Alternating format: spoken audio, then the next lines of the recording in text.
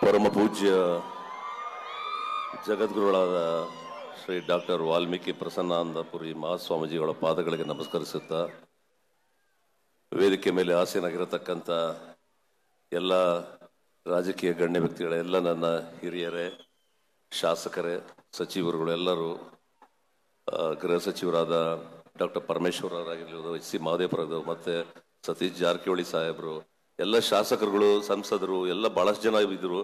ಎಲ್ಲರೂ ಎಲ್ಲ ಒಂದು ಮಾತಾಡಿದರೆ, ತಾವೆಲ್ಲರೂ ಅವರ ಒಂದು ಭಾಷಣ ಕೇಳಿದಿರ. ಎಲ್ಲರೂ ಒಂದು ಭಾಷಣದಲ್ಲಿ ಬಂದಿರೋದು ಎಲ್ಲ ಒಂದೇನೆ.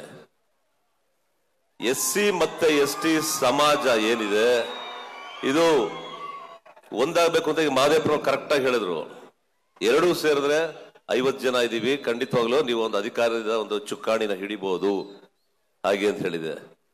ಇದು ಯಾಕೆ ಅಂತ ಹೇಳಿದ್ರೆ ಕೆಲವೊಂದೊಂದ್ಸಲ ಏನಾಗುತ್ತೆ ಅಂದ್ರೆ, ರಾಜಕಾರಣದಲ್ಲಿ ನಾವು ಏನೋ ಎಷ್ಟೇ ಪ್ರಯತ್ನ ಪಟ್ಟುಕೊಂಡು ಅದು ಕಾರ್ಯಗತ ಆಗೋದು ಬಹಳ ಸ್ವಲ್ಪ ಎಲ್ಲೋ ಒಂದ್ ಕಡೆ ಎಡುತ್ತೀವಿ. ಅದು ಯಾವುದೇ ಪಕ್ಷದವರಾಗಿರ್ಬೋದು. ನಮ್ಮ ಸತೀಶ್ ಜಾರಕಿಹೊಳಿ ಸಾಹೇಬ್ರಂತೂ ನಮ್ಮ ಈ ವಾಲ್ಮೀಕಿ ಸಮಾಜದ ಬಗ್ಗೆ ಬಹಳ ಶ್ರಮ ವಹಿಸಿದ್ದಾರೆ. ಈ ಮಠಕ್ಕಾಗ್ಲಿ ಅಥವಾ ಒಂದು ಜನ ನಮ್ಮ ಈ ಒಂದು ಏಳಿಗೆಗೋಸ್ಕರ, ಜನಗಳ ಒಂದು ಏಳಿಗೆಗೋಸ್ಕರ ಬಹಳಷ್ಟು ಅವ್ರು ಮುಂಚೂಣಿಯಲ್ಲಿ ಇದ್ದಾರೆ ಅವತ್ತಿಂದನೂ ಅಷ್ಟೇ.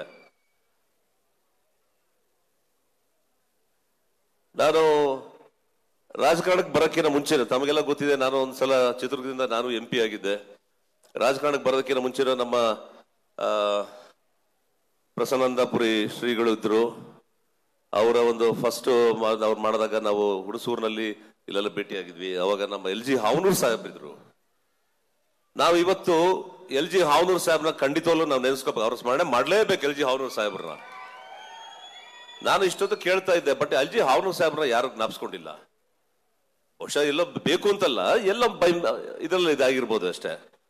LG ಹಾವನೂರ್ ಸಾಹೇಬ್ರು ಅವರ ಒಂದು ಮಾರ್ಗದರ್ಶನ ಇತ್ತು. ಈ ವಾಸ್ ಲಾ ಮಿನಿಸ್ಟರ್. ಆವಾಗಿನ ಕಾಲದಲ್ಲೇನೆ ದೇವರಾಜ ಅವರ ಮುಖ್ಯಮಂತ್ರಿಗಳ ಸಂದರ್ಭದಲ್ಲಿ ಲಾ ಮಿನಿಸ್ಟರ್ ಆಗಿದ್ರು. ಮತ್ತೆ ಆಫ್ರಿಕಾದಲ್ಲಿ ಹೋಗಿ ಅವರು ಸಂವಿಧಾನ ಬರೆದಂತ ಒಂದು ಮಹಾ ವ್ಯಕ್ತಿ ಆತ. ಈಗ ಸಾಕಷ್ಟು ಜನ ನಮ್ಮ ಹಿರಿಯರುಗಳು ಅವರು ನಮಗೆ ಈ ಮಾರ್ಗದರ್ಶನ ಕೊಟ್ಟಿದ್ದಾರೆ. ಈಗ ಬಾಬಾ ಸಾಹೇಬ್ ಅಂಬೇಡ್ಕರ್ ಅವರಾಗಿರ್ಬೋದು, ಬಸವಣ್ಣವ್ರ ತತ್ವಗಳಾಗಿರ್ಬೋದು, ಮಹರ್ಷಿ ವಾಲ್ಮೀಕಿ ಅವ್ರ ಯೋಜನೆಗಳು, ಮತ್ತೆ ಅವರ ಆಶೀರ್ವಾದ, ಮತ್ತೆ ಅವರೊಂದು ಹೇಳದಂತ ಕೆಲವು ಹೇಳಿಕೆಗಳಾಗಿರ್ಬೋದು, ಕನಕದಾಸರದಾಗಿರ್ಬೋದು, ಎಲ್ಲನೂ ನಾವು ಯೋಚನೆ ಮಾಡ್ಬೇಕಾಗತ್ತೆ.